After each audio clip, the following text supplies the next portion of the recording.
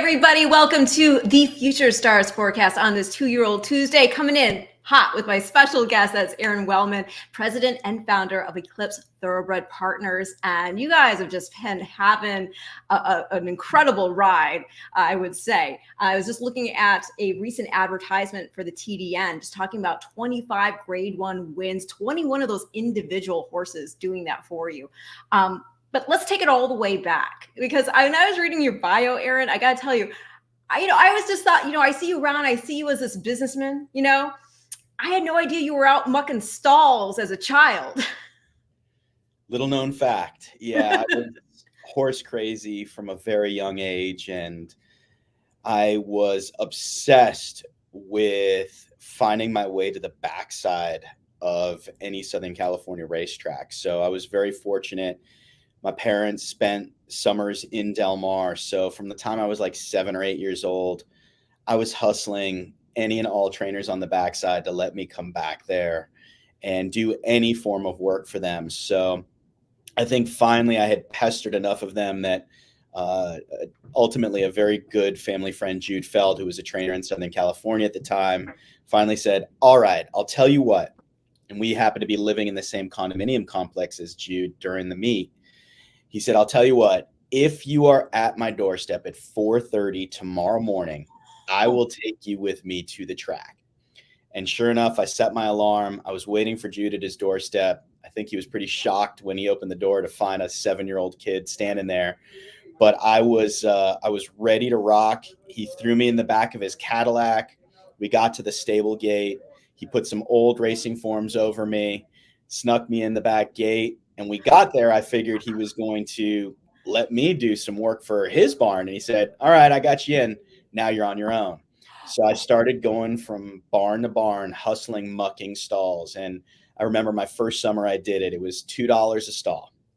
And I eventually graduated from there to walking hots, grooming the pony, then got a few of my own horses to groom. And every summer from the time I was 7 or 8 until I graduated from law school, I worked on the backside of Del Mar Racetrack, getting incredible hands-on experience. And it was all because Jude gave me that first shot when I was that young.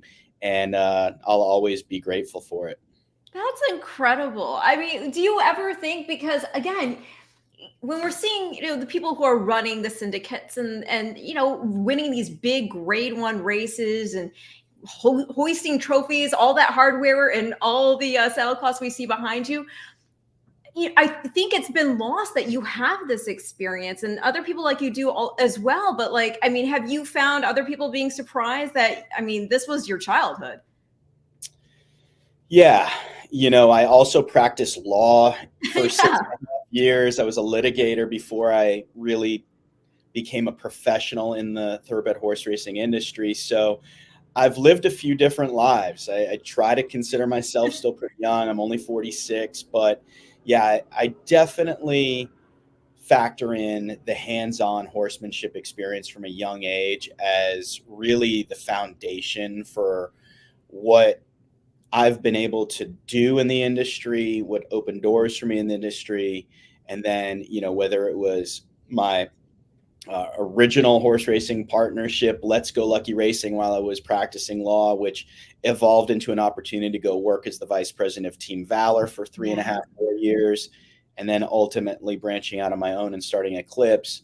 At the core of what all of that has meant has really been a love for the horse, for the animal, and that hands-on, intimate, personal relationship that I was able to forge with the horses themselves from a very young age definitely comes into play, among many other things. But I'm very fortunate to have the hands-on experience, the horsemanship experience, because I always say, when people ask what's the difference between Eclipse and other racing partnerships, and this isn't a rule that covers everyone, but I think that we're horsemen first rather than salesmen.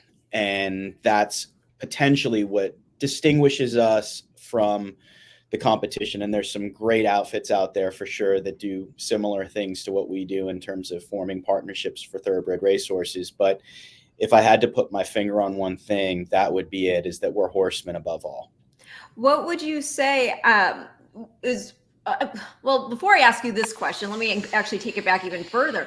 You wanted to go to the backside as that young child, 7, 8 years old, but was there a specific horse that captured your attention that drew you into horse racing specifically, or was it just the whole allure of track life?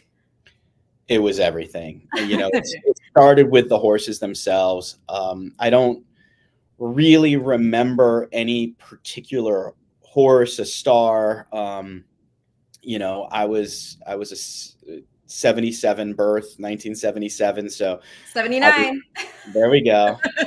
Babies of the late 70s. Right.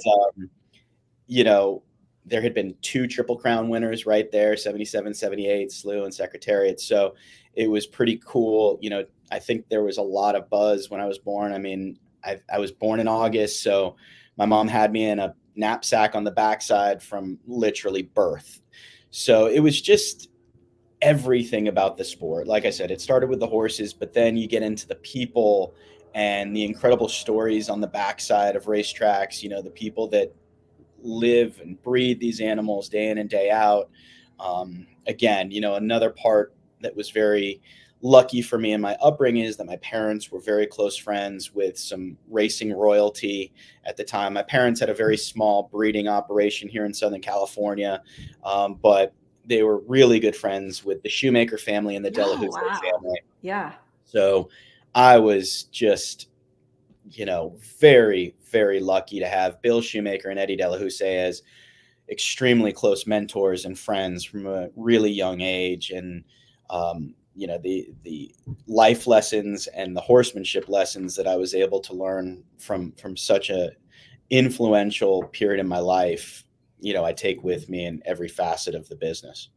Well, I have to ask you, since we are sort of in that same zone in the late 70s there, and, obviously then not having the recollection that other people do, witnessing the horses. In my case, I wasn't even born until 79. So with Affirmed in 78, that was it. So when I finally saw a horse win the Triple Crown, I always say it was like Arthurian legend, that sword finally being pulled from the stone. Was it as a big, as impactful for you as it was for somebody like me who was just waiting in my lifetime to see it happen? When Farrell won? Yeah. Yeah, no, it was. And we had been teased so many times leading up to that. In fact, my family had gone out to Belmont for Smarty Jones, Charismatic. We weren't there in person for Real Quiet, but, we had gotten teased so many times that it was going to happen. So without question, you're right. I mean, I was too young to really appreciate those late 70s Triple Crown winners. But what made it even that much more special, aside from it being really the first time I could appreciate a Triple Crown winner in person, was that I was there at Belmont and Eclipse won the Acorn that day, a grade 1 with Carolina on the undercard leading up to the Belmont Stakes. So it was one of the most magical days at the racetrack that I've ever experienced. Clearly, personally, it was a monumental achievement for that filly to win that grade 1. But the euphoria in the air when American Pharoah came down the stretch and crossed the wire as a Triple Crown winner, I don't know that I'd ever felt that type of energy at a racetrack in my life. So, yeah, it was exhilarating. I would say so. But I mean, you've been there because I believe you were part of Team Valor when Animal Kingdom won the Derby, yeah? Yes, 2011. He was a horse that it was really a tribute to Barry Irwin's genius and his career in a nutshell, because he was the mastermind behind Animal Kingdom. Really, he purchased Le Roi de Sanimo as a stallion prospect for Stonewall Farm. He brought the mare over from Germany and raced her, did the mating, bred Animal Kingdom, developed him, and I was there from conception all the way through the Derby and the Triple Crown run. So it was a really wild experience. Sure. Learned an incredible amount, and the horse was extremely important to me in my career. Forged incredible relationships with those partners that were involved in him, and we were really blessed to have a lot of good horses during my time at Team Valor. But to win the Derby, understand what it took to win the Derby and be in the eye of that storm allowed me to gain a different perspective on what I really wanted to do in this business and the history that I wanted to set out to achieve on my own. Were you able to reconnect with that little boy in that moment, with Animal Kingdom and the roses are coming out? It's sort of an out-of-body experience when it happens. I had a lot of faith in the horse leading up to that race. For some reason, I just had this instinct that he was not just going to perform well, but deliver a really positive result. I would never be so brash or so bold to say that he was going to win the Kentucky Derby. But so many eerie things happened that week. Unfortunately, Uncle Mo defected. Yeah. He was sick. He would have been an enormous favorite in that edition of the Derby. So, when you lose the prohibitive favorite, it obviously softens up the field. And look, with all respect to all the other runners and to Animal Kingdom, it wasn't the most stellar group of 3-year-olds. We knew that he would get the distance. His workout over the track on the Churchill Downs dirt surface the week prior it gives me goosebumps to think about it because it was that special. Wow. And everything was falling into place. There was this backstory where Robbie Alvarado, who was supposed to ride Animal Kingdom, took a really bad fall the week of the Derby at Churchill, hurt his eye. I forgot about that. John Velasquez came open because Uncle Mo scratched. Wow. Johnny hopped on to Animal Kingdom. I mean, it was just, the stars aligned, and going back, every step of that race from the first jump out of the gate went absolutely flawless. Johnny rode an incredible race. Graham had him so impeccably prepared. Wayne Catalano had trained him as a 2-year-old, laid the foundation. Graham took the reins from there and did everything right. So it was just a really special experience for sure. Well, you have so much varying experience, like you said, from the backside to the law to your first foray into a stable, and then the concept of Eclipse. This is sort of your anniversary, right? Because it was October of 2011. Yeah, so we sent out our first runner ever it was on October 10th of 2011, I want to say. So a week ago today, something like that. And yeah, I traveled up to Toronto. It was a maiden special weight for 2-year-olds at Woodbine. Mark Cassey had a horse called Patriotic and Proud. We partnered with just an incredible owner and the gamest guy I know in the sport, Gary Barber, who has been a supporter of Eclipses from day one. And horse got it done and just set the tone for what's been an incredible 12-year ride since. I just am so thankful to the partners that have put their faith in the Eclipse program. We started this company. It was an idea. We started this Tell me what the idea was, because you were having that success with Team Valor. So what was the idea? Yeah, look, I can't claim that it was anything novel or profound. Imitation is the finest form of flattery. And of course, there were other operations, other individuals who had formed racing partnerships prior to Eclipse ever being a thought in my brain. Cott Campbell is credited as being the pioneer of all racing partnerships. I would say Barry Irwin is right there, part and parcel to Cott, following shortly thereafter. So my experience at Team Valor certainly paved the way for me to be able to graduate out onto my own with Eclipse. But it's certainly, I can't take any credit for any original idea or business concept or structure. It was just time, to try to test the waters on my own. And when we did so, we had some pretty ambitious goals. I think it was pretty cocky to name the company Eclipse to begin with, which is obviously not just a founding member of the stud book, the Stallion Eclipse, who touches just about every thoroughbred bloodline in the history books, but also, of course, the highest honor an individual or a horse can achieve in the game is the Eclipse Award. And we were setting our goals very high. We had lofty ambitions. We wanted to set out to make history and really make our baby blue and black silks recognizable not just domestically, but eventually globally. And like I said, when we went out to syndicate our first few horses, we had a little bit of a contact base, a little bit of a Rolodex, based on my prior informal partnership experience while I was practicing law, and then, establishing some contacts, of course, at Team Valor that I had cultivated relationships with that followed me over to Eclipse.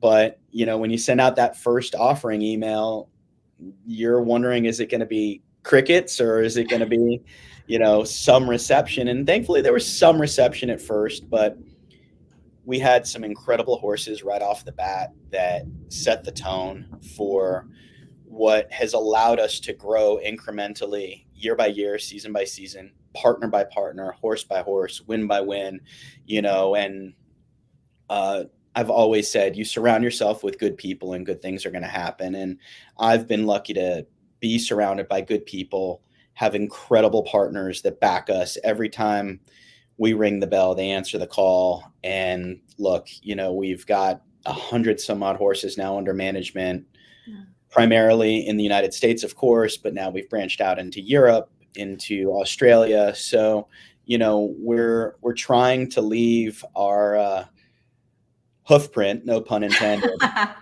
all over the map. I love that. I don't want anyone to think that we are not acknowledging them. David, hello, Ms. Wren. Make America horse racing great again. We're trying. Lon, hello, Mr. Wellman. Hashtag Eclipse Thoroughbred. John, believe big, Aaron. Hashtag believe big. We are. We do believe. And as you said, I mean, this operation going global, that's the other thing. I find when I'm going through the roster of your horses, you have such a great mix of horses, from dirt to turf to sprint to route, great pedigrees, mixed pedigrees, even Locked himself. What a dynamic pedigree that horse is. And we're going to get more into that in just a bit. But when you look over just the success that you've already had, I mean, talking specifically regarding now about the Breeders' Cup, I remember watching Sharing win, and what a great story that was, because Sharing win in the Breeders' Cup Juvenile Fillies, her mom, also trained by Grand Motion, had won the Breeders' Cup Filly and Mare Turf. So that was a great story. And you had picked her up, I believe, as a yearling. Yeah, and I want to go back to a couple of those comments. The hashtag believe big, that is John's one of our partners. So thanks, John, and the whole Chimino family. But when we started Eclipse, just to track back just to your prior question, it was a dream to do what we're doing. For me, I could never imagine being in this position.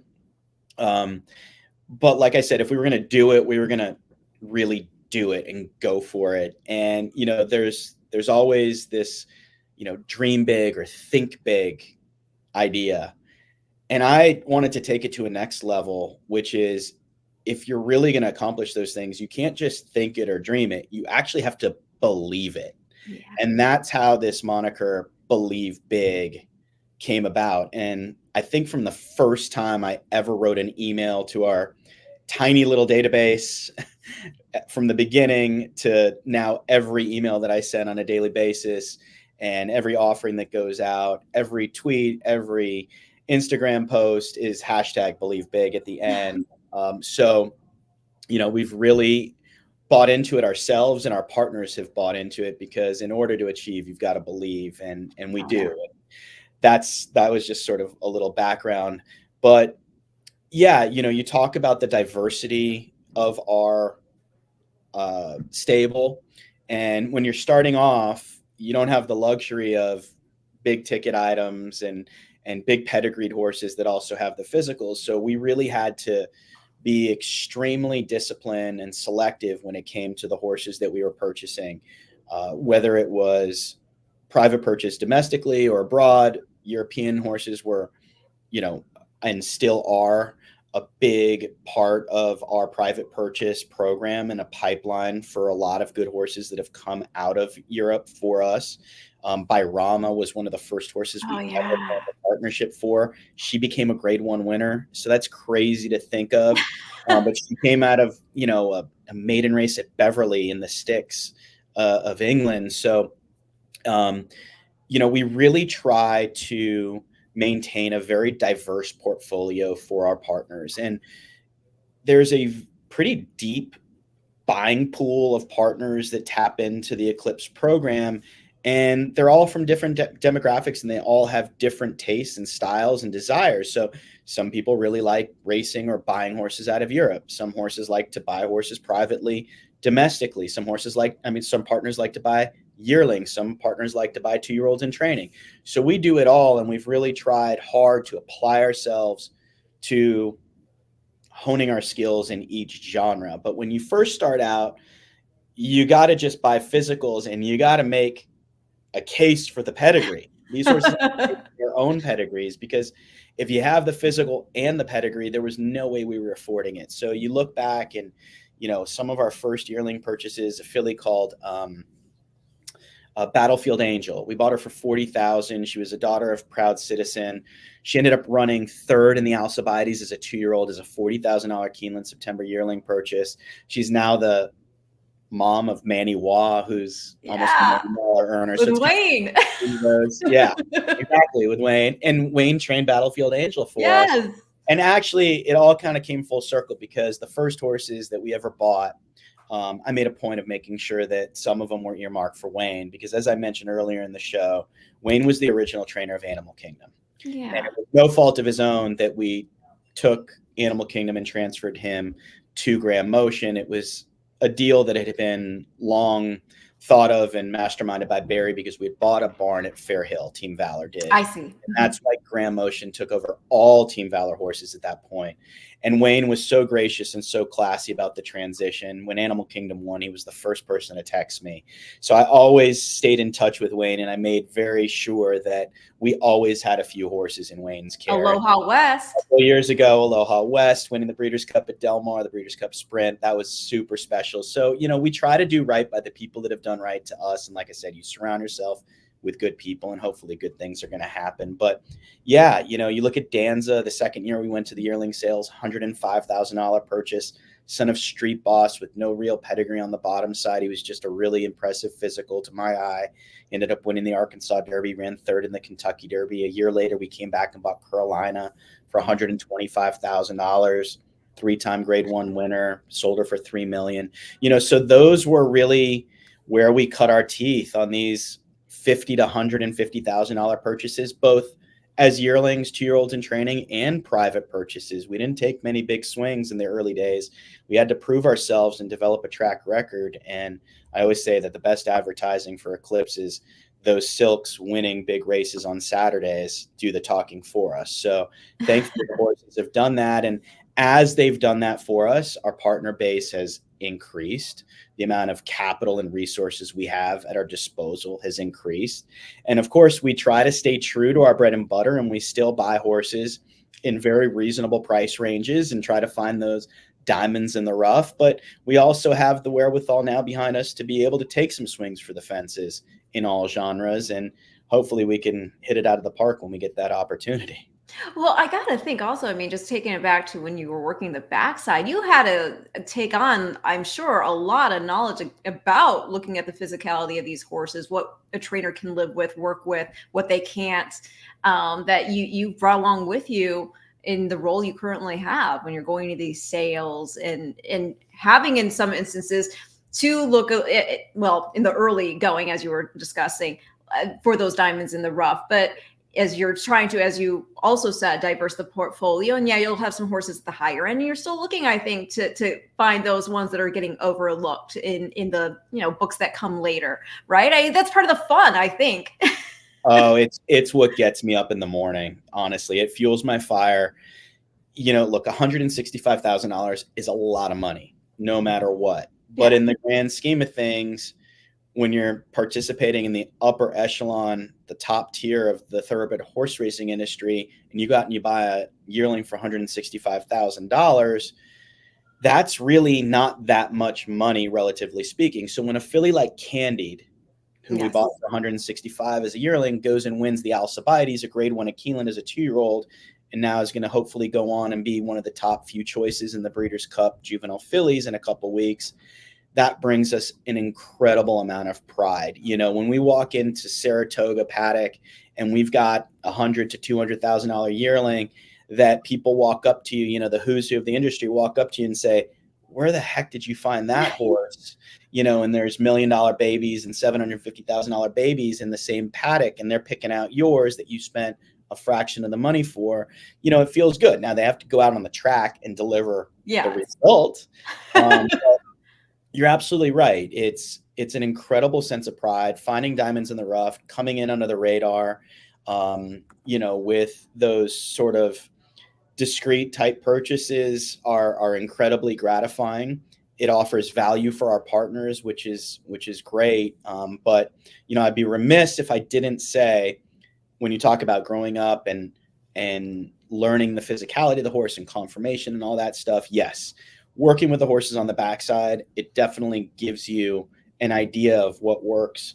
I was around a lot of really bad horses, a lot of really crippled horses, and I always say you learn more from your failures than you do from your successes. But I actually think you learn just as much from a bad horse or a physically compromised horse or an unsound horse than you do from the great horses, right? Like, you learn how to manage bad horses better, make the most of their ability, or work around their soundness issues to make sure that you're getting the best out of them at whatever level they can compete at.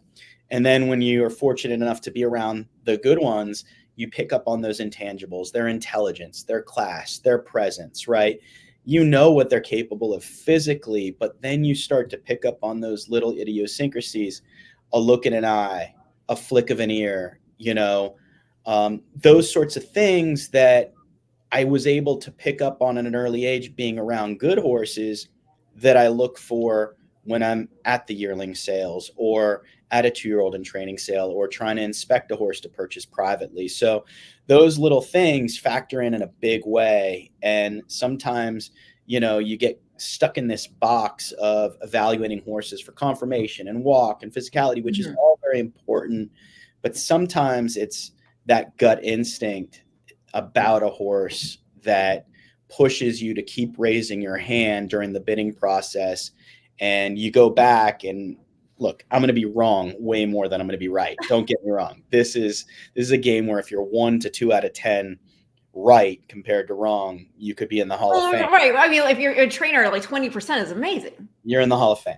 Yeah. So yes, you're going to be wrong way more than you're right. But those are the little things I think that help our statistics rise a bit above the competition on an annual basis. Well, Andrew is saying, Think Big was a back-to-back Melbourne Cup winner, 74-75. Great to see Eclipse branching out and down under. And Richard, good evening, Ren and Aaron. Big fan of Animal Kingdom. I was in the winner's circle with the father, Leroy DeSanimo, Robbie Frankel, and Dick Van Patten at Santa Anita. He ended up coming in second in the Breeders' Cup Mile. Thank you. Well, thank you for tuning in, Richard. Richard tunes in every week. He's awesome, and he always has all this knowledge. He's been to a lot of race events. Talking about picking up horses at the sale, and I would think for a 2-year-old, this is a very modest price. $300,000 is what you got feathered for. And she ended up being a very nice racehorse for you all. And then she ends up being the dam of Flightline. Yes. Yeah.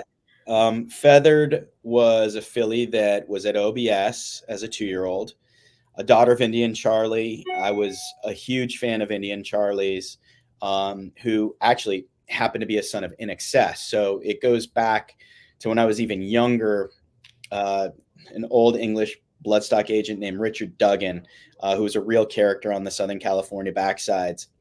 One of the first European bloodstock agents to import horses from Europe to the States, particularly Southern California. He had bought In Excess from Europe for Bruce Jackson, trainer Bruce Jackson. And he was a monster. I mean, he was a rogue of a horse, but he had a reputation and he lived up to it every step of the way. So I was a huge fan of In Excess. Then Indian Charlie came along, was a great horse for Bob Baffert. So that whole sire line was starting to really come to fruition. And this really had an incredible old Phipps pedigree. Vinnie Viola's St. Elias stable had actually bred her and owned her at the time of the sale. The late Jimmy Krupe was consigning her at Krupe's Newcastle farm. I distinctly remember the whole process. Oh, wow. And Yeah. Yeah. What a Oh, moment, yeah. No, man. Yeah. it's very distinct when we bought Feather, because that was a lot of money for us at the time. And my now business partner in Eclipse, Brian Spearman, was not a business partner in Eclipse at that time. He was a dogwood stable partner that was transitioning to Eclipse. We touched upon Cott Campbell, but didn't Yeah. really touch upon the merger. Oh, you When have. Cott Campbell retired, he, I don't know why or how, tapped me and Eclipse on the shoulder to perpetuate his legacy, take over his book of business. Brian happened to be a partner of Dogwoods. He was down at the sale with us, and she was very high up on our depth chart in terms of our short list. And Brian, who admittedly is not a horseman, but just loves the game and loves coming to the sales, in the hotel rooms in all hotels in Ocala, they've got the Breeze show on loop. So you're like constantly watching all these works. And he came to breakfast the morning after the first day of the sale, and he's like, I really like this one filly. And it happened to be feathered. And I'm like, well, he's at the top of our list. So it all worked out. We ended up buying her for $300. She was a really good filly. And she's a filly that actually had some pretty significant vet issues. Wow. You talk about picking up on things and being forgiving or overlooking certain things in favor of others. And she did have some vet issues at the sale, which is part of why Vinnie Viola was selling her at the time. And they didn't believe that she was going to have much of a career. She had a lot of talent, but they didn't know that she was going to stand up to training or racing. And she got beat very narrowly in her debut at Saratoga, came back, aired on Spinaway Day at the end of the meet as a 2-year-old. We ran her in the Frisette. She was third, and she ended up being fourth in the Breeders' Cup Juvenile Fillies at Santa Anita as a 2-year-old. And she was beaten very narrowly by Take Charge Brandy. I thought she was third that day. She ended up fourth. We brought her back for the Starlet at Los Al, got beat ahead with a terrible trip again to Take Charge Brandy. So 2 grade 1s, she was very close to winning as a 2-year-old. As a 3-year-old, we thought she'd be an Oaks filly. Didn't quite pan out. So on Derby Day, we transferred to the turf, and we had been trying to breeze her on the turf for like 6 weeks. And the weather was awful in Florida all winter, and we never got her on the turf. So quick, funny story. We're in the paddock for the Edgewood, which is the 3-year-old filly mile turf race on Derby Day. Actually, Oaks Day, I'm sorry. And Todd Pletcher trained feathered, Javier Castellano rode her. And, not many people know that Todd has a really funny sense of humor. He's very laced and professional outward to the public. But anyways, I'm standing there in the saddling stall with Todd, and Javier walks up, and Todd just goes to Javier. He goes, all you got to know is this filly absolutely loves the turf. And she had never stepped foot on it in her entire career. So sure enough, she goes out there, pops out on the lead, never looks back, won by 3 or so. She was a great. That's awesome. Great placed. We ended up selling her for a considerable amount of money. She changed hands a few times. And of course, the genius that I am, I went and inspected who is now Flightline as a yearling at Fasig-Tipton Saratoga, and could not care for him any less. Like, he was not at all on my radar. Obviously, we're going to look at a son of feathered. He wasn't endeared. Yeah, exactly. There was even a little bit sentimentality playing into it. And Cappett's been great to us. Yeah. We had Capett who won the Belmont, Valiance who won the Spinster.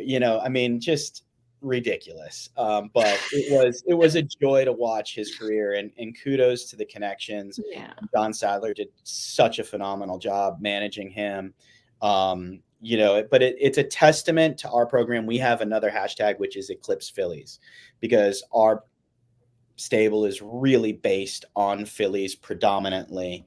We think that that's what it takes to stand the test of time in this game. And we've been really fortunate to have so many good fillies over the years, but now we're starting to see these fillies produce offspring on the racetrack. And I think we now have 3 former Eclipse fillies that raced for us that have produced grade 1 winners. Flightline, of course, being one of them for feathered. That's so cool. I love that. But it's so hard also. I mean, even going back to what we were talking about, I know you guys didn't own shared account, but for sharing, there's only 4 horses or four mares who were Breeders' Cup winners who went on to produce Breeders' Cup winners. So there's shared account to sharing. There's personal ensign to my flag, and then my flag to Storm Flag Flying. You got Hollywood Wildcat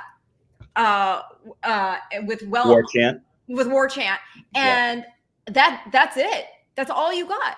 But so, yes, not to interrupt you, but I wonder if sharing is the only Breeders' Cup winner to actually be sired by a Breeders' Cup winner and out of a Breeders' Cup winner.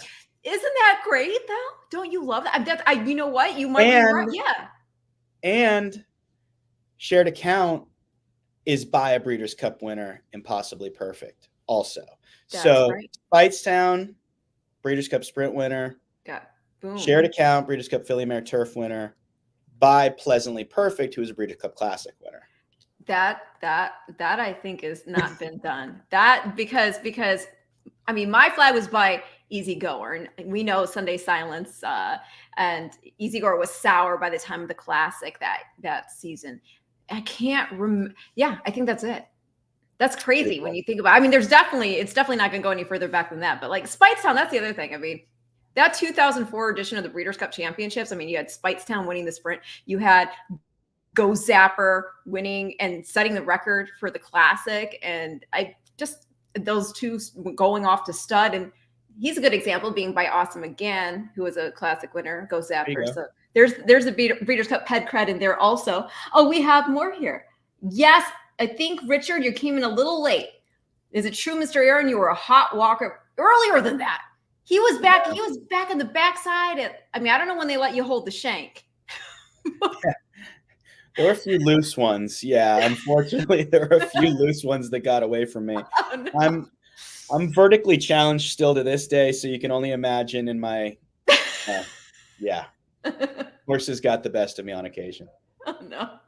Well, let's see. Oh, he also says, I remember in excess, he was favored in the Breeders' Cup Mile Believe. Look, Richard knows everything about all going all back. I mean, knowledge. You have like your memory is incredible. You remember things as if they just happened this past week. Everything in my life is like referenced by a horse race. Yeah, right. Like my wife and kids will be talking about, a vacation that we went on that was special to them or whatever. I was like, yeah, that's when, this maiden won at Tampa in February. Everything is a horse race or horse reference for sure. Oh man, I applaud you. Sometimes I forget my own name. We got that I do when it comes to horses, though. That's stuck in here. Well, Al Zapado says he's so happy and proud to be an Eclipse partner. Despite all of Aron's achievements, the one most admired is the great family man he is. He attends so many races with his wife, children, and father, joining in, cheering on, etc. I'm really big. I'm really believing big now. That's sweet. Thank you. That's the most important thing, and that's a very special comment from Al. Al is a partner as well, so he's got a little bit of bias, but I appreciate him bringing that to everyone's attention. That means a lot. And you want to talk about a lucky dude, Al Zampano. I'm probably going to leave a few out here, but Al is in the Nest partnership, and I'm pretty sure this photo on his Facebook page is of him and his granddaughter. I want to say, I'm banking on the fact that that's Nest in her stall. Nest, and I know a big part of what this show is all about is the 2-year-old Breeders' Cup horses. Well, Al happens to be part of Candied and Locked. Oh, yeah. So he's believing big for good reason. I wish that we had more partners that were exposed to that type of success, but he also, look, every horse that we present as a partnership opportunity is out there as like an IPO. Partners can pick and choose which stocks they want to participate in, and Al clearly has a knack for it because he's really striking big right now. That's awesome. Al, congratulations. We're going to be talking about your babies here in just a bit. Congrats. Were you at Keeneland, Al? Was he at Keeneland? He was not, surprisingly. Oh, Al, come on. I'm very surprised. He does generally make a lot of those trips, but he wasn't there. And as he mentioned, in particular, Nest was just an incredible ride for our partners, for the Rapoli family, for Mike House, another partner in Nest. But it was so special because it of course, my wife is an integral part of all I do. She's just such an incredible supporter from day one. I think anybody that is married to somebody that makes any part of horse racing their living, you well know, yes, knows that it's the ultimate sacrifice. So she deserves a lot of credit. But my son was able to travel for a few of her races, and my daughter Sadie, who's an equestrian, she's 15 years old now, but she's an What discipline? What's that? What discipline is dressage, jumping, everything? She's a jumper. Yeah, she's a little daredevil.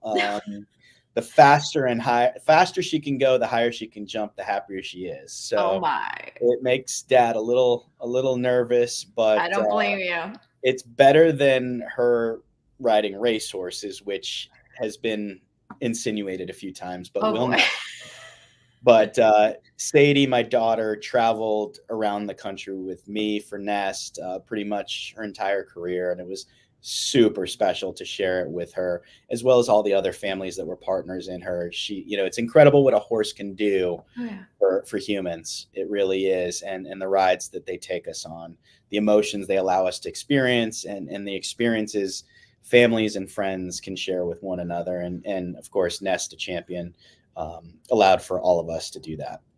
I know. And Nest, I mean, anybody's had the opportunity to be by Nest in that scenario, being in the shed row, has undoubtedly got a photo of themselves with Nest, because why wouldn't you, right? And Todd was very nice. He opened up the barn for us to be able to visit with some of the horses at Saratoga last summer.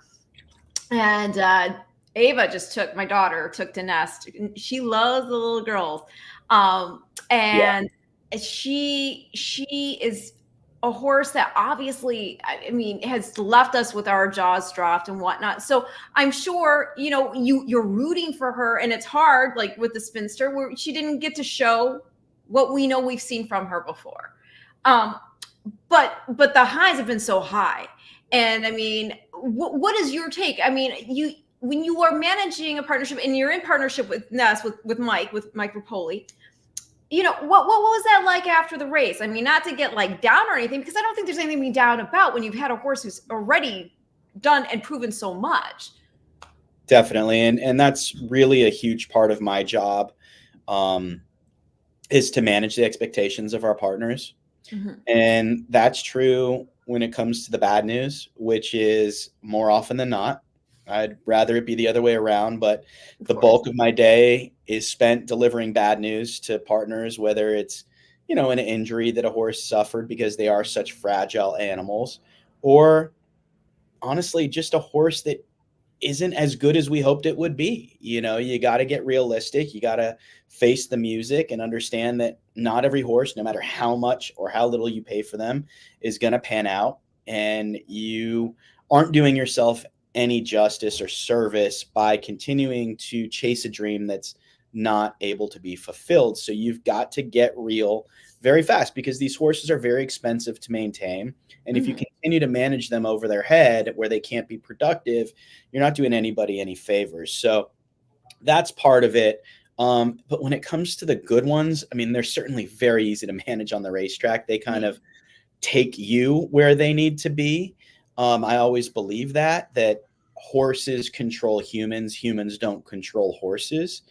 But in the case of a filly like Nest, or any good horse that we've been lucky to get our hands on, I use this line often with our partners: they don't owe us anything. Yeah. And when you get into the Nest category, that is true times infinity. Champion.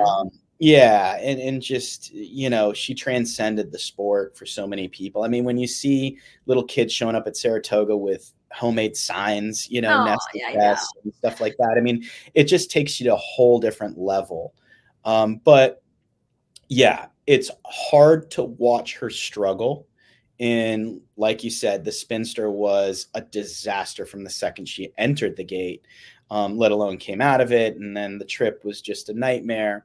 But once you realize that winning is not in the realm of possibility, all you want is for her to come home safe. Mm-hmm. And that's really what we stress at the end of the day. And I really appreciate Irad taking such good care of her down the lane the other day at Keeneland. My daughter, Sadie, just to give you perspective about like how we operate as a family, and this trickles over into how I try to communicate with our partners. My daughter, Sadie, had a horse show in California that weekend. She couldn't make the trip with me to Keeneland. So she was, of course, watching it intently. And as soon as they crossed the wire, and probably even before she crossed the wire, my phone was ringing and it was Sadie. And she was absolutely hysterical, in tears. And all she was saying is like, she wasn't comfortable. Nest wasn't comfortable. She couldn't do it. Is she okay? Is she okay? Is she okay? And of course, it just strikes a chord in me. Like, I mean, it's like this chain reaction. And now I'm crying and I'm trying to get down to Irad. And I'm trying to check the filly and I'm on the phone with my daughter. And, it puts it all in perspective because all Sadie cared about, sorry, because I'm proud because, it means that the right values are being instilled in her as a horsewoman. All she cared about was Nest at that moment and making sure that she was okay. So, I checked the filly, got Irad, and I was on speakerphone with Irad, and Irad was getting emotional, and he's like, she's fine. She's fine. I just took care of her. And, people don't really understand how much these horses mean to the people that are attached to them. And it was just a special moment that, it wasn't a winning moment, but I think I'm equally as proud of that moment in defeat and struggle than I was of any of her amazing, glorious victories. No, I mean, I totally get it. I totally get it. Cause like you said, at the end of the day, you just want them to be okay. And it is a testament to the love that's been instilled, and you've been a role model for your daughter to see just what these horses mean, what they represent, and what ultimately matters at the end of the day with them. What is the latest with Ness? I know we're going to expect to be seeing her in the Night of the Stars at Fasig-Tipton, but I mean, she is not a retired horse. She's still a racing prospect, right? As of right now, yes. We're, as always, going to do what we feel is in the best interest of the horse first. Mm-hmm. And that's really at the core of everything we do, whether it's Nest at the top of the food chain on our stable or, a claiming horse that we have. We're going to make sure that we do right by that individual and do its best for the well-being of the horse and in turn the partnership that's associated with her. Yeah. So we're really just taking our time. She ran 9 days ago. She's still at Keeneland with Todd. We're just taking it day by day, and we're going to let her tell us what she's up for. Whether that means going out for the distaff or not has not been decided at all at this stage. Okay. So we're just, and I'm not saying she is going. I'm not saying she's not going. I'm saying we're taking it on a day by day basis. Of course, we're turning her inside and out, checking underneath the hood, just trying to better understand, what could have been a reason as to why she hasn't fired her best shot in her last 2 races. But one way or the other, she's going to show up at Fasig-Tipton's Night of the Stars at the Newtown Paddocks on the night of November 7th.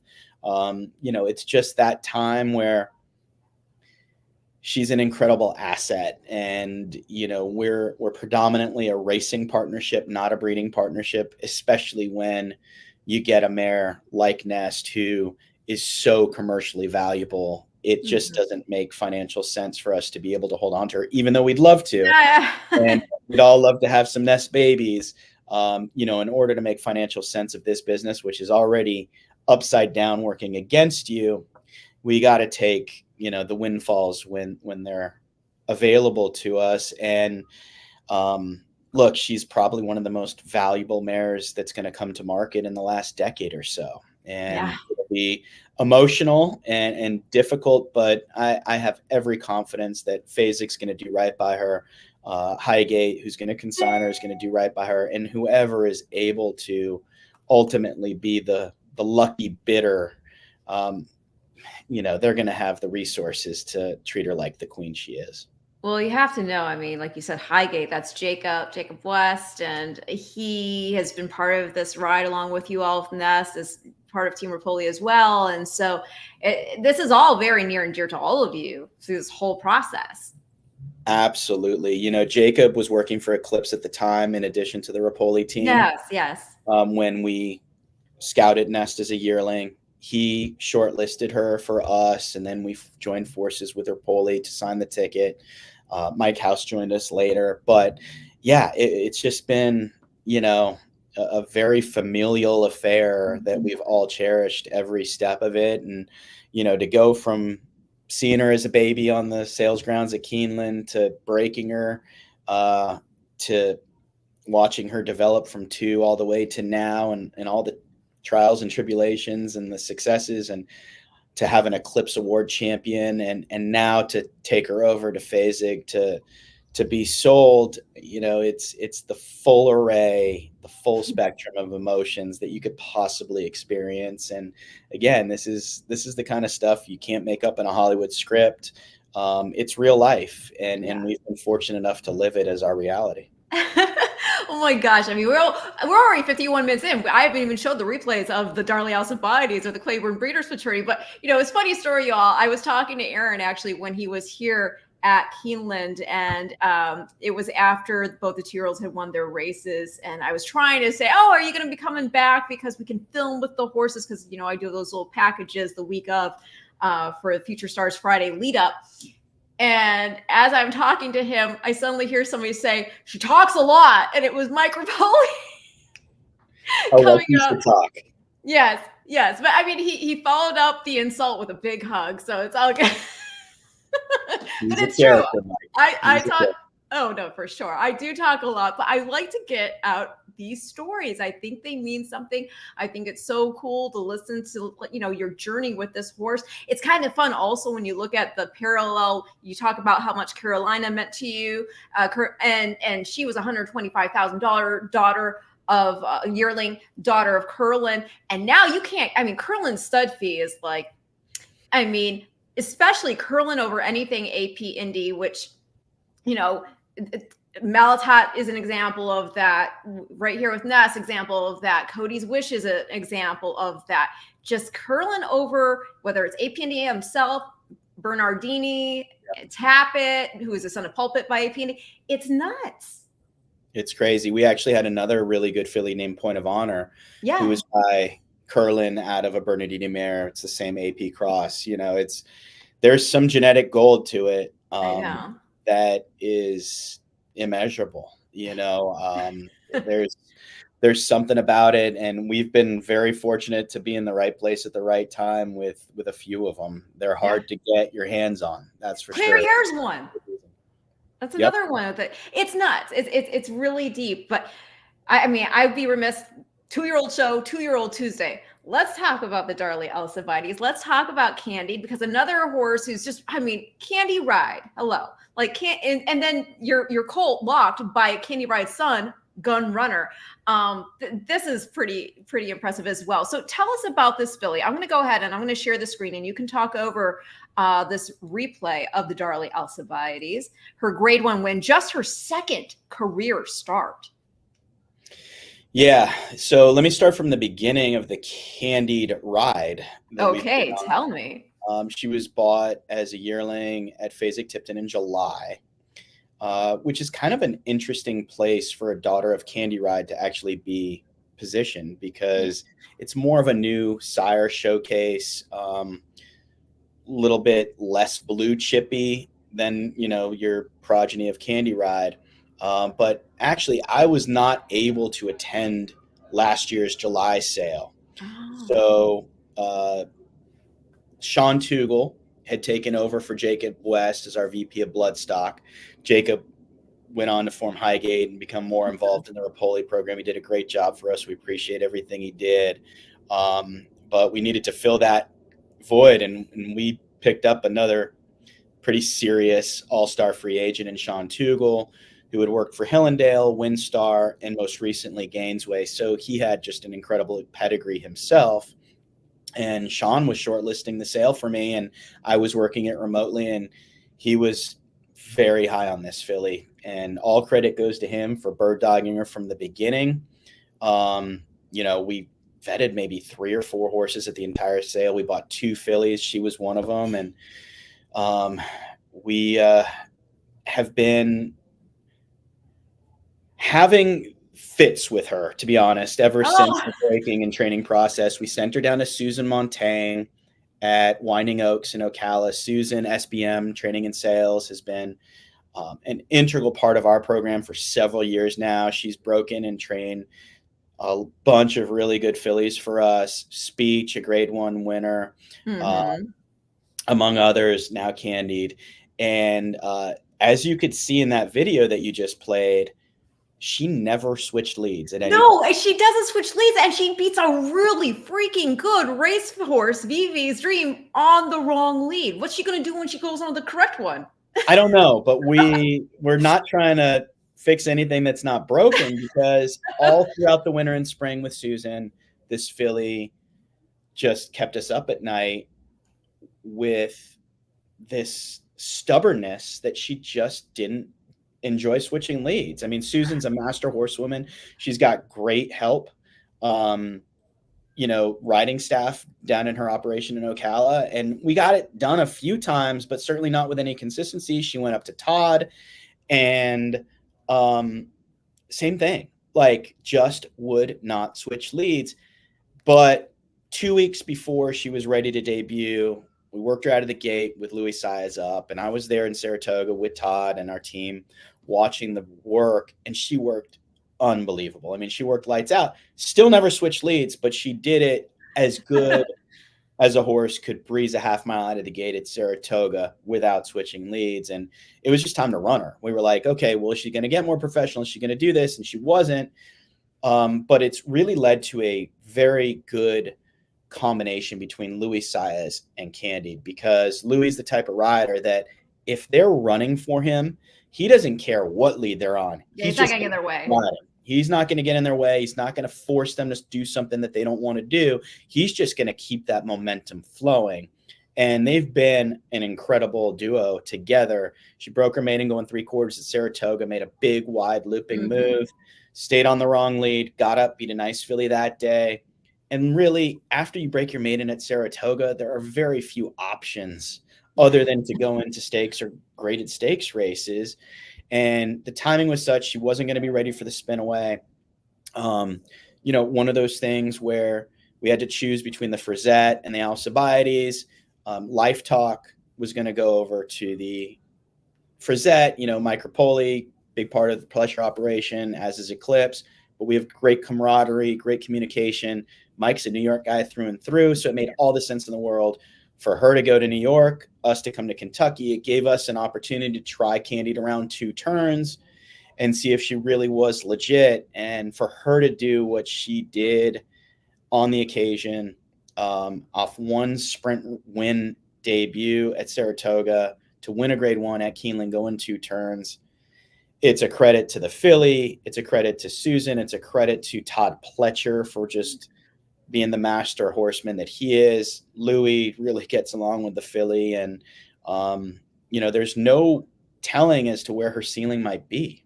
No, I know. And I believe, I don't have it right in front of me, but she's got black type pedigree as well. I believe her mom is a half to a grade 1 winner in Gabby's Golden Girl.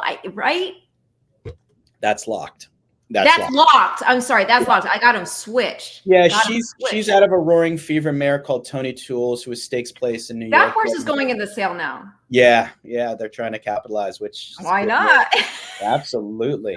Strike while the iron's hot. But it'll be very interesting. Look, Tamara is waiting in her home court at Santa Anita for Candied and a whole host of other really good fillies. So it's going to be a really nice addition of the Breeders' Cup Juvenile Fillies.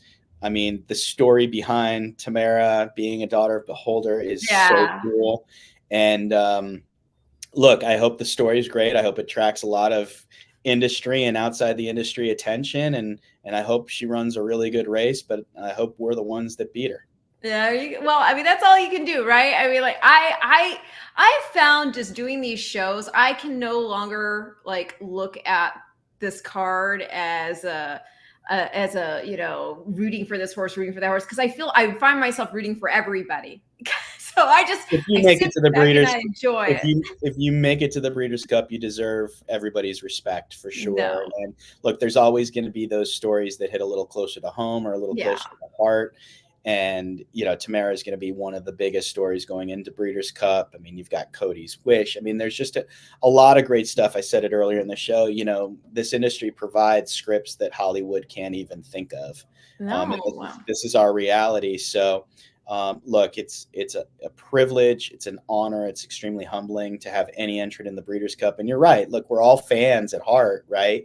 We're admirers of these incredible equine athletes. And if they've made it to a Breeders' Cup race, there's a reason for it. And you've watched them run, or you've seen them in person, or you've gone to their stall, fed them a carrot or a mint, whatever it is. And this is what it's all about. I'm a member of the Breeders' Cup board, a proud member. And it's really a week that you can enjoy and appreciate watching these horses train. They've got their saddle towels on every morning. You're watching them train go by, and there's who, and there's that. And oh my God, I can't believe I'm seeing this horse up so close and personal. And then, to be a participant and a competitor, watching them walk into the paddock against your horses, this is what it's all about. These are the championships of our industry. And hopefully it's going to be a great 2 days of racing in about 2.5 weeks at Santa Anita. Well, not to like monopolize your time, because I know now we're out, but I would be, because, this is what you do. I went ahead just now and I pulled up your website, and I just thought it would be cool to show everybody what she looked like the day that, or whenever this photo was taken, but basically at the sale, and what it was that you saw. When you're looking at the athlete, you're looking at the acquisition, you're drafting your team. What drew you to this beautiful filly? Yeah, look, I mean, balance is what sort of dominates my initial impression when I look at this photo of her. She just stands up with such incredible balance and synergy. Everything matches. She's got great angles everywhere you look. I mean, the angle of her hip, her shoulder, the way her neck ties in to her shoulder. I'm a big believer in ears when it comes to fillies. Look at those big, inquisitive ears, a very smart eye on her.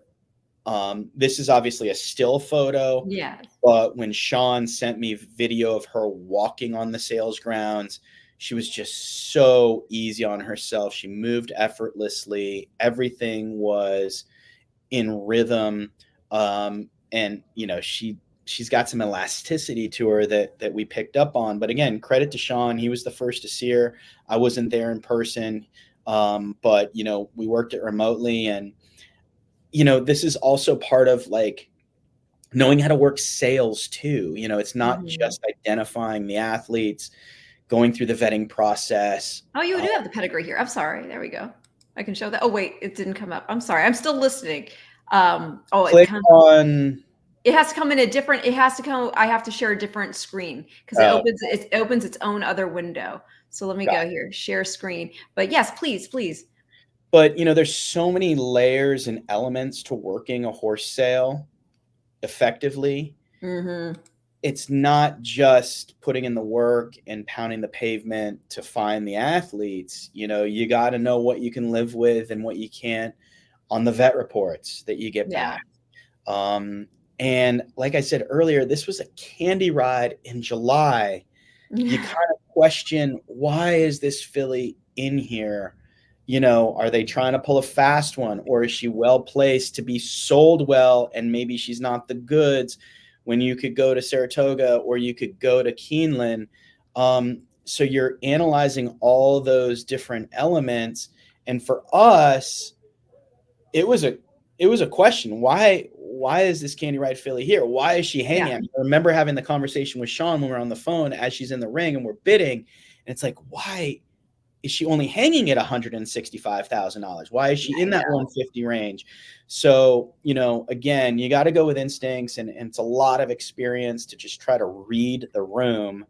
And we're going to be wrong way more than we're going to be right. But, you got to know the ins and outs of these auctions as well as the private market all across the world, and try to minimize your risk and maximize your opportunity. Oh, yeah. And you were talking about her intelligent eye, and her ears are taking everything in. And there she is. That is Candied, our grade 1 Darley Alcibiades winner, punching her ticket to the Breeders' Cup NetJets Juvenile Fillies on Future Stars Friday. What a babe. What a babe. But yeah, I mean, you're right. Everything you could start to play mind games with yourself, as you were saying. Why now? Why here? You could have gone. Why? But it all worked out the way it was supposed to. You had a team. You trusted your gut instinct. You went for it, and you've been rewarded. Now here we have in the Claiborne Breeders Futurity, Locked, who is, a son of Gunrunner. I mean, Gunrunner, it's just the success he's had at stud in just a very short time is very, very impressive. So I'm sure right there off the top, I mean, this horse was a Keeneland September yearling, $425,000. And debut, that was a salty maiden special weight at Saratoga back on August 5th. I remember that. And he ran a good third, and that was after having trouble at the start of the race. And then he comes back and he wins by 7 1/4 lengths over another next out winner. And then he stretches out a bit further because that was a mile to now the mile is 16th, and wins like a good thing there in the Claiborne Breeders Futurity. I'm going to pull this up and you can talk over this as well. And here is Locked. I mean, already to have taken one of the juvenile grade 1s, I'm sure you were having a good weekend, but then this is like the cherry on top, right? Definitely. And he was the one that we thought would probably be our most likely winner. I think we ran in 4 or 5. He was odds on, yeah. Yeah. 3 to 5. Was very aggressive. I appreciate the respect the betting public gave him. But on my handicapping, in no way did I make him 3 to 5. I thought he was more 5 to 2, 3 to 1 against that group, especially with a wide draw. Look, he's a horse that we went into Keeneland September last year with a mission and a directive from Gary Brode of Walmack Farm to buy a few colts. We had set a budget. It was not a lot of money in the grand scheme of things when you look at the conglomerates that are on a mission to buy stallion prospects as you. We bought 3 horses, and I'm sorry, the replay went off. Sorry. Let me pull that back up, y'all. So really appreciative of Gary's support in Walmack Farm, and he basically gave me carte blanche to shortlist the sale, and he went through what the shortlist was and said, I like this, I don't like that. And he's a real big back ring guy, and he likes to lay his eyes on them before they go through the ring. And Locked was very high up on our recruiting scale. It was just really going to be a function of how much was he going to cost, because like you said, he's by Gunrunner, out of a Malibu Moon mare who's a half sister to 2 grade 1 fillies. That's serious stuff on the pedigree page. Yeah. And we were really happy to get him at the value that we did. It wasn't a little amount of money by any stretch of the imagination, $425,000. But when you look at Sons of Gunrunner with that type of profile, it might have been value, and we perceived it as value.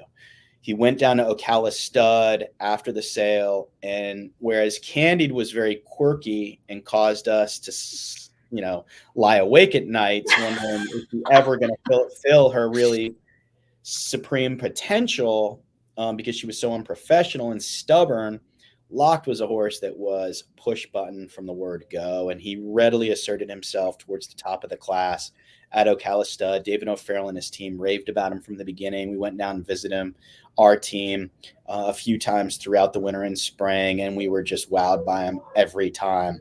Got up into Todd's program, took to it really well. He's just an unassuming colt. I mean, he's a physical powerhouse, as you could see from the photo on the screen right now. You know, he just sort of stands up like a man. You know, obviously a very babyish picture. This is taken at the yearling sale. We bought him from Eaton's consignment.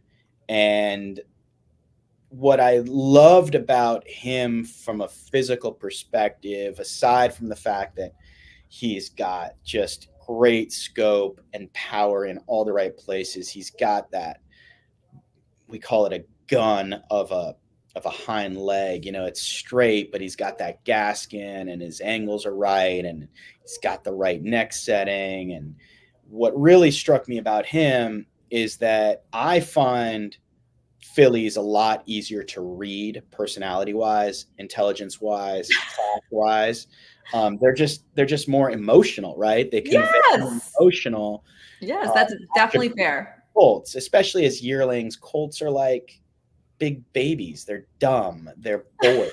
You know? But even in this headshot that you could see of Locked right there, which is just a moment in time, he's like kind of gazing off into the distance, which is typically a very good sign of intelligence, that something caught his eye from afar that he's paying attention to.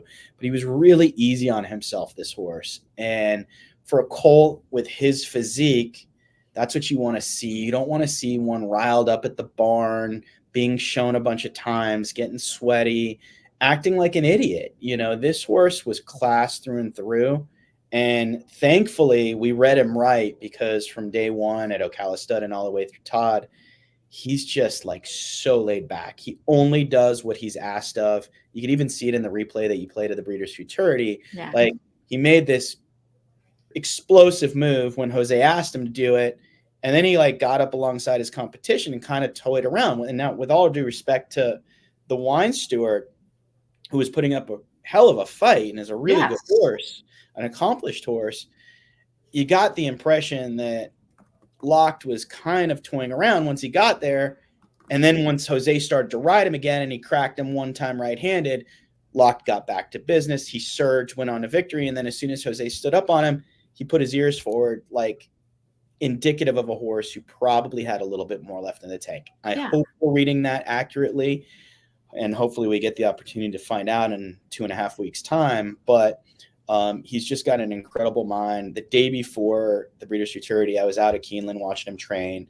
Todd was there, and I was like, you know, I haven't seen him since Saratoga, but like, is that a typical gallop for him? Because he was just so lackadaisical.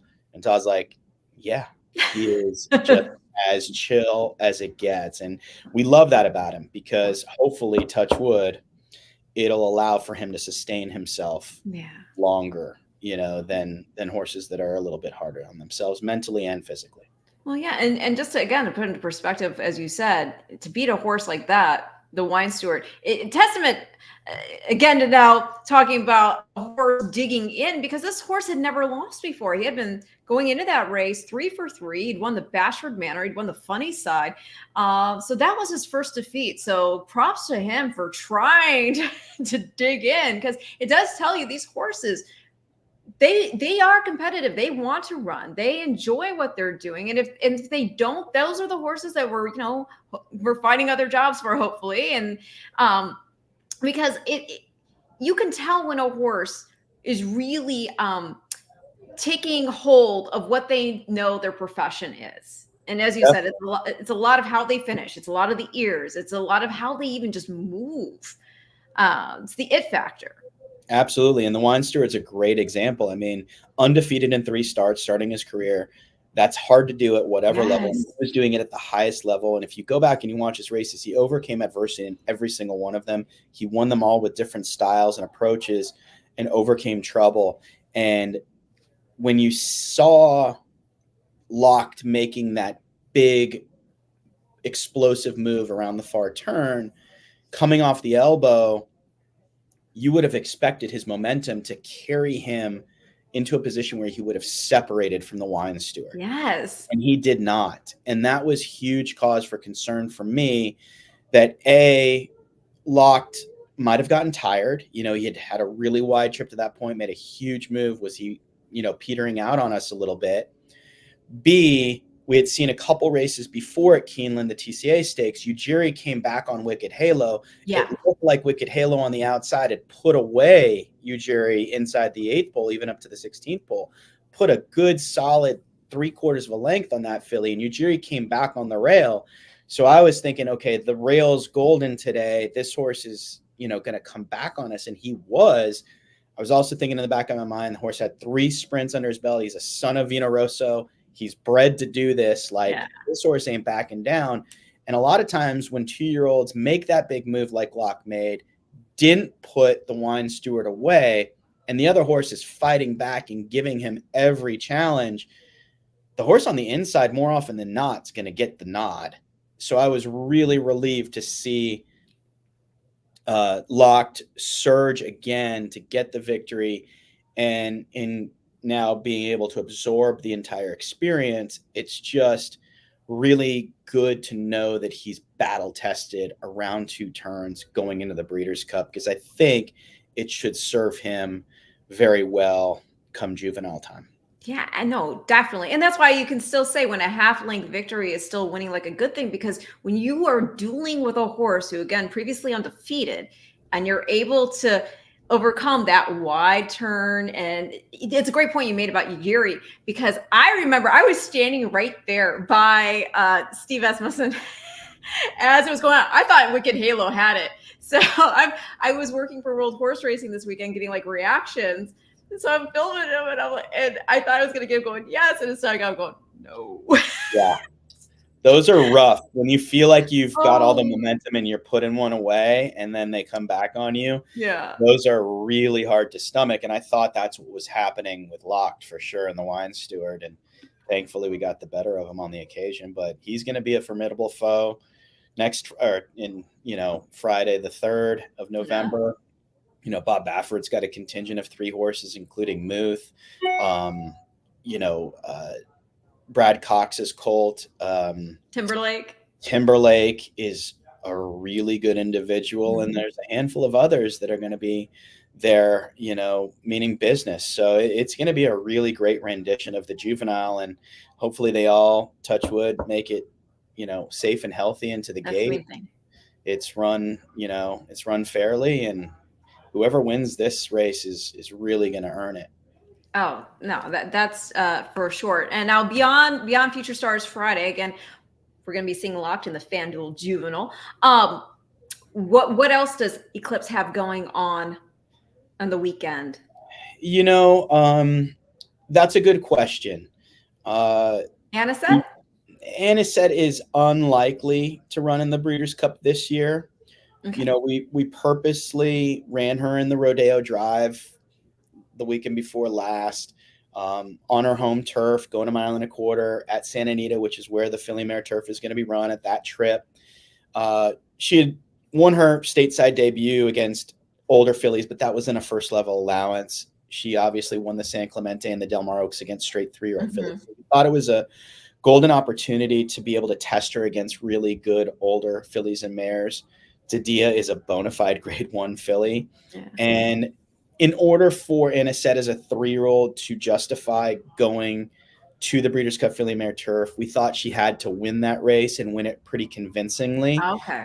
And even though I thought she ran dynamite in defeat, behind, like I said, a really good mare in Dadia, she's just not ready for it at this stage of her career. She's 3. She's a grade 1, grade 2 winner, now grade 2 placed against older.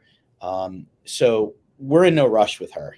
Hopefully she's got a big end of the season to come towards. We're even thinking about potentially running her against the boys in the Hollywood Derby. Oh, wow. Next month. It would be kind of cool to see her win the Del Mar Oaks and the Hollywood Derby. Yes. In the same year. So that's under consideration. It's something I've spoken to Leo Powell about. You could try, it would kind of be like a turf version. Well, was it but although it was different, I mean, like, but D. Wayne Lucas, I remember with Althea, he won the Del Mar Oaks and the Del Mar Futurity, right? I don't know. I think so. Now it's gonna you're bother stumping me. me on, Ren. That one you're stumping me on. That's gonna bother me. But you go ahead. Go ahead. Yeah, so that's under consideration. We're never afraid to run fillies against colts if we feel like it's the right scenario. I mean, Nest, we ran in the Belmont Stakes last year. That was an amazing performance. You know, we won a stake up at Woodbine a few weeks ago with a filly called Golden Canary against the boys. So we've done it before. Maybe we'll try it again with Anisette. But the matriarch is also on our radar. But she hopefully has a big 4-year-old campaign. And while the Breeders' Cup isn't really in the works this year, hopefully she'll earn her way there next year. Nest, as I mentioned, is under consideration. It's very unlikely, but we're not ruling out the possibility that Queen Goddess might show up in a Breeders' Cup race. Not sure how she'll train in the next 2 weeks, but she's coming off a pretty significant layoff since having run in the Gamely late May. It would be a big ask, but she's training gangbusters for Michael McCarthy right now. So maybe Filly Mare Turf, maybe Distaff if she really continues to train like a woman possessed in the next and then maybe a couple undercard races. But that's our contingent. And since we started the stable 12 years ago, we've been represented every year in the Breeders' Cup. And I keep touching wood because you just hold your breath. I mean, it's an eternity between what's today, October 17th and November 3rd.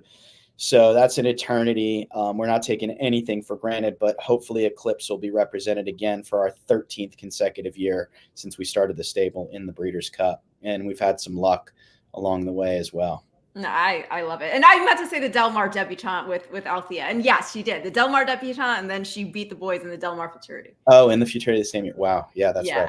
Because I remember the Arkansas Derby, because Gate Dancer always stood out because he had that hood with the earmuffs. The earmuffs, the white earmuffs, But yeah, so Althea was a beast. Of course, she did that at 2 years old, winning the Del Mar Debutante, Del Mar Futurity. But again, still beat the boys in the Arkansas Derby. Why not? Take your chance with Anisette against the boys in the Hollywood Derby. I think might. Yeah, Omesh says right here, fillies are generally superior over the boys on turf. Why not? I mean, confidence. Yeah, they sometimes they can distract the boys a bit too. But well, I read today that Maj, who just won the QE2, is going to run in the mile, not the Filly Mare Turf. Really? I didn't see that yet. She's another one. She was in the paddock, not during the race, but in the paddock, she was wearing the hood. Yep. That red Godolphin Charlie Appleby. Yeah. No, not Charlie Appleby. No, but Saeed Sur. Yeah. And I was actually there because my friend Jonathan Green, who I think is your friend too, they had Pelio in there, but he's not in town. So he's like, you can go represent. And so I was actually talking to Dan Pride right before the race. And I said, well, if we can't win, because I mean, Pelio was a long shot, but why not? Come on. And I said, obviously, I hope you guys do. And she went. She didn't look back. That was a brilliant ride from Oisin Murphy. I mean, he was just able to hold that girl together all the way around. Yeah, he's a hell of a horseman and a great jockey. Actually had the privilege of him riding, sharing in the coronation at Royal Ascot. Yes. When she was second. Yeah. Behind Alpine Princess. So that was really cool. Oisin is an incredible talent. And there was a heck of a ride. I don't know why, but the filly who was second, her name is escaping right now. Brennan Walsh's filly. Oh! I know who you're talking about. She ran a Dynamite race too, and I hear she could be under consideration for the Filly Mare Turf as well. I'm gonna have to pull it up because it's gonna bother me if I do. Yeah, it's bothering me right now. I love Brendan. Brendan is so great. I want to say Lady something or other, but I think it's Lindy. Lindy. Yep, there we go. I knew it was an L with a Y at the end. And then we had Mission of Joy, who actually raced at Tampa Bay Downs. Running third with Johnny V. But it was a really cool race to watch in person. And I mean, all these horses, I don't know, when you get the top of the top from all around the world, and they're all going to gather there at Santa Anita and the San Gabriel Mountains for 2 days of the best racing, it's very exciting. And when are you going out? Are you going out earlier? Or are you going to? Yeah, I'm lucky. I mean, you're in California. Yeah, so, I'm based in Del Mar, but Santa you're Anita, southern, yeah. you know, adjacent. And yeah, it all depends on when Todd ships the 2-year-olds. We're going to do, at least the plan right now is to breeze them Thursday and then the following Friday. And depending on what the flight schedule looks like, get out to California that weekend or early on in the week. So whenever they're there, I'll be there. Yeah. Well, I asked him right after Candied won, I said, are you, with a 2-year-old filly? Because I mean, horses, it's hard to ship a horse, let alone a 2-year-old. And, he was so impressed with how she had shipped down to Kentucky that he thinks she's fine heading out to California. I would imagine the same for Locked. But that's one of those things. People have tried to do the stats on it, the horses who come in X amount of time before, horses who come in right before. I don't think there's any necessarily a rhyme or reason to it. No, I mean, I know Todd keeps copious notes, and he's got a photographic memory, I think, in my opinion. But you really just have to take it individual and year by year. I mean, I remember a year that we ran Capaba Stone in the juvenile when Shanghai Bobby won. Yeah. If I'm not mistaken, there was a big hurricane up in New York, and there was all sorts of power outages, and the New York shippers couldn't leave like when they were supposed to leave New York to get to Santa Anita, and they were delayed, and everybody's like, oh, these New York horses are tosses because they're just going to be washed out and the travel's going to mess them up, and they're coming in right on top of the race. And of course, Shanghai Bobby won, and against all odds, and then a couple other horses won as well. So, I don't know. I don't know what the answer is. I think there are certain surfaces that you probably want to get a breeze over. Yeah. Rasmussen's been at Santa Anita for the last few weeks. He's a big believer in getting there early. I mean, we trained Candied and Locked at Saratoga all the way up to their races at Keeneland, just got them there a few days before. And I think we're going to use that same strategy going to Santa Anita. And look, at the end of the day, if the horses are good enough, they're going to show up and deliver the goods. Well, you've been delivering the goods. I appreciate all your time. My goodness, I've monopolized it. I'm sorry. I didn't want people to think I'm ignoring them, but I think somebody asked you a question, and I just don't want to leave them out of the loop before we wrap things up. But where was it? Somebody was asking who your top 5 horses of all time are, I think is what it was. I'm sorry. Right here. Mr. Wellman, can you name your top 5 horses of all time? Oh, our top 5 horses of all time. Well, at Eclipse, man, I don't want to. It's like your children. You can't do that. Yeah, I mean, how about outside of Eclipse? What's that? How about outside of Eclipse? Oh no, I would not go outside of Eclipse. Okay. Actually, I mean, it's very easy for me who my favorite colt and who my favorite filly would be. Although I admire tons of them. My favorite colt growing up would have been Ferdinand because of my relationship with Shoe and him winning the Derby at age 54. I mean, that was an incredible experience, and my family was so close to him at the time. So Ferdy would have been my favorite colt, and then Zenyatta would hands down be my favorite filly of all time.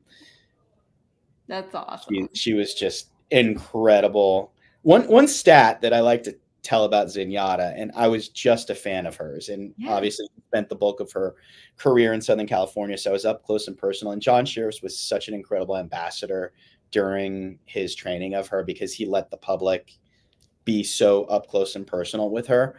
But one crazy stat that I don't think gets enough attention or doesn't get any attention is that Zenyatta ran 20 times. She was 19 for 20. She almost went 20 for 20. Yes. So in those 20 races, from her debut until the Breeders' Cup Classic at Churchill Downs, she passed every horse she was ever lined up against in the starting gate. She was dead last, first call, in every single one of her races, and passed every single horse that she ever competed against except one. and it was Blaine that night, and she came that close to doing it. But I think that is just remarkable, especially for such an Amazon mare like her that needed to weave her way through traffic from the back of the pack. I mean, so many things could have gone wrong, so many roadblocks could have been put in her way, but that's just one fascinating thing about her among many that I think goes overlooked. And it's just an incredible thing for her to have done over the course of a 20 race career. For me, it's Engordo getting her for $60,000. Yeah. That's nuts. Yeah, no, absolutely. And David does it time and time again. I know. So. It blows my mind. I will say this also. I mean, the fact that she, as big as she is, like you're talking about, I saw her recently with her new filly because we were doing a full Friday for Breeders' Cup. And she's just remarkable. I mean, if there's any horse that was close approximation to like the feeling you would get if you met a real live dinosaur, she's just. Yeah, I mean, based on my limited experience firsthand with her, observing her, yes, ginormous in stature, but like very human-like in personality and intelligence. Like there was a very strong human element to Zenyatta that I think probably played a huge role in her success. And, one of the things that I'm sure David, who's an incredible eye for talent and has proven it year in and year out for so many years, picked up on. And he was one of the few, and like you said, plucked her out of there for 60,000. Yeah, incredible. I don't know. It still resonates. And of course, being the only female to win the Classic's pretty cool too. And she, as you said, came so close to doing it twice. And Tiznow the only horse to have done that twice. Which, speaking of, Matt and I are actually going to go see Tiznow tomorrow because he's going to do a flashback Friday for Breeders' Cup with Chris McCarron. So that's going to be pretty neat. Oh, very cool. I saw Chris at Keeneland last week, actually. Of course, he, spent the bulk of his career in California. So CJ is a good friend and a great ambassador for the sport as well. Amazing. But I got to tell you, watching those replays from the Darley Alcibiades and the Claiborne Breeders Futurity, I never called out what number the horses were because I don't have to, because what you would plan to do is there. The branding is there. Like from the silks, you can pick out your horse easily. And on top of it, how do you not pick out a Todd Pletcher horse, right? White bridle, man. The white bridle. And the way they're turned out is second to none always. It truly is amazing. And to your point, real quick, before I let you go, the sense of humor is there too. I had him on this show before, and I was rattling off all his nicknames. And I had one that he'd never heard of before, and it made me laugh because it's actually my favorite nickname for him, which is the Todd Father. And he'd never heard it. So somebody there needs to get him a T-shirt that says the Todd Father so he can, wear it every now. Maybe under his suit. He doesn't have to show it. It can kind of be like a Superman thing. Exactly. He goes home to Tracy and the kids and open his button down and there's his undershirt, the Todd Father. Right? It would be brilliant, I think. He'd be a good sport about it too. I know, yeah. He would be. I mean, hey, after that Hall of Fame induction speech that Mike gave, there's no doubt. But to let you have the last say here on the show, anything else you want to say about Eclipse, about the horses? I know somebody here recently said, is there an opening at Eclipse? I don't know where that went. I'm sorry. I know you're asked. Oh, if I can find it. No, I can't find it right now, but somebody did ask, I promise. Right here, Jordan, where are you? Jordan, any openings at Eclipse? To come work at Eclipse at the moment, no, we're not looking to add to our staff. We like to stay boutique and lean and mean, but you're always welcome to email me, look us up on our website, and we're always happy to keep resumes. And even if it doesn't work out with us, we take it as a big responsibility to make sure that people that are interested in working in the industry, we'll open whatever doors we can for them or steer them in some direction that might be beneficial for them. So while no, not right now here, we're always happy to help out in any way we can. If you're referring to any horses that might be open as in terms of participating in our partnerships, At the moment, no, everything's fully subscribed and spoken for, but we're always buying new horses, scouring the globe for talent. So that's a possibility to pop up as well in the not too distant future. Awesome. Yeah. I told everybody, Aron, when we were talking about coming on the show, I said, oh yeah, they can be like half an hour. They can be an hour. I just go organic with the conversation. We're at an hour and 34 minutes. Thank you. Love it. See you at Breeders' Cup. And Richard, thank you again, Red and Aron. Good luck with Eclipse. I hear Cott Campbell pass it on to you. Appreciate it, sir. Okay. Final words. No, thank you so much for thinking of me and Eclipse and having us on. I always try to turn it around at the end of these types of interviews and say thank you to you, for all that you do for the industry. We need, this exposure. We need positive energy. We need people that support the industry. You and Matt, it's a family affair. You put your money where your mouth is too. I know at the windows, and this isn't just a hobby. It's a lifestyle and it's a living for your family. So thank you for all that you do. But at the end of the day, I wouldn't be asked to be on a show like this if it weren't for the partners that put their faith in the Eclipse program and put up their hard-earned dollars, to have this entertainment value of owning racehorses. So I'm always in deference to our partners that I'm so thankful for. Our team at Eclipse, from the top down, Brian, Kelsey Marshall, who's been with me from day one, Jack Sadler, Bill Victor, both Dogwood guys that we inherited in our merger, Andrew Aquino, Sean Tugel, everybody. So it's a team effort. And at the end of the day, the horsemen and women that devote their lives to our animals and allow them to go out there on the racetrack and perform for us.